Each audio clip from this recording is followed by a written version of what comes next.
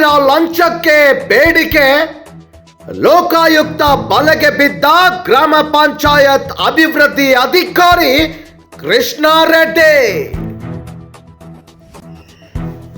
S, 50,000 ರೂಪಾಯಿಗೆ ಬೇಡಿಕೆ ಇಟ್ಟು ಕೊನೆಗೆ 40,000 ರೂಪಾಯಿ ಲಂಚ ಸ್ವೀಕರಿಸುವ ವೇಳೆ ಕುಕನೂರು ತಾಲೂಕಿನ ಬೆಣಕಲ್ ಗ್ರಾಮ ಪಂಚಾಯತ್ ಅಭಿವೃದ್ಧಿ ಅಧಿಕಾರಿ ಲೋಕಾಯುಕ್ತ ಬಲೆಗೆ ಸಿಕ್ಕಿ ಬಿದ್ದಿದ್ದಾರೆ.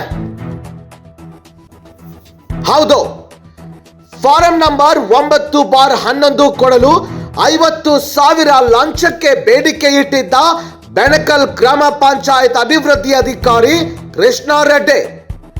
ಆದರೆ 40,000 ರೂಪಾಯಿ ಲಂಚವನ್ನ ಪಡೆಯುವ ವೇಳೆ ಲೋಕಾಯುಕ್ತ ಪೊಲೀಸರಿಗೆ ರೆಡ್ ಹ್ಯಾಂಡ್ ಆಗಿ ಸಿಕ್ಕಿ ಬಿದ್ದಿದ್ದಾನೆ. ಕೊಟ್ರೇಶ್ ಗೊಣ್ಣಿ ಎಂಬುವರು ತಮ್ಮ ಜಮೀನು ಡೆವಲಪ್ಮೆಂಟ್ಗಾಗಿ ಫಾರ್ಮ್ 9/11 ಪಡೆಯಲು ಹೋದಾಗ ಅಭಿವೃದ್ಧಿ ಅಧಿಕಾರಿ ಕೃಷ್ಣ ರೆಡ್ಡಿ 50,000 ರೂಪಾಯಿ ಲಂಚ ಕೇಳಿದ್ದಾರೆ. ಹಾಗೂ ಹೀಗೂ 40,000ಕ್ಕೆ ಪಿಡಿಒ ಕೃಷ್ಣ ರೆಡ್ಡಿ ಒಪ್ಪಿಕೊಂಡಿದ್ರು.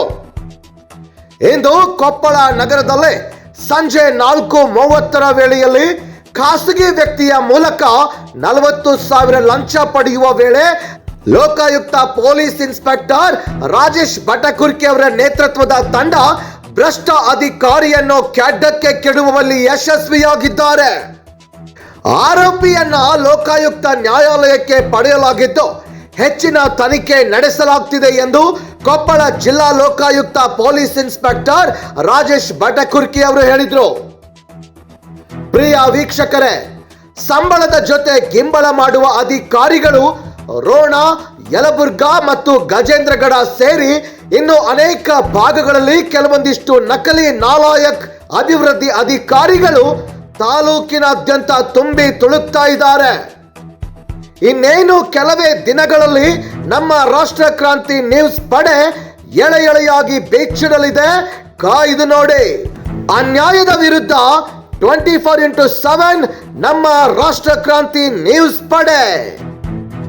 ವರದಿ ಪಂಚಯ್ಯ ಹಿರೇಮಠ್, ರಾಷ್ಟ್ರ ಕ್ರಾಂತಿ ನ್ಯೂಸ್, ಕೊಪ್ಪಳ.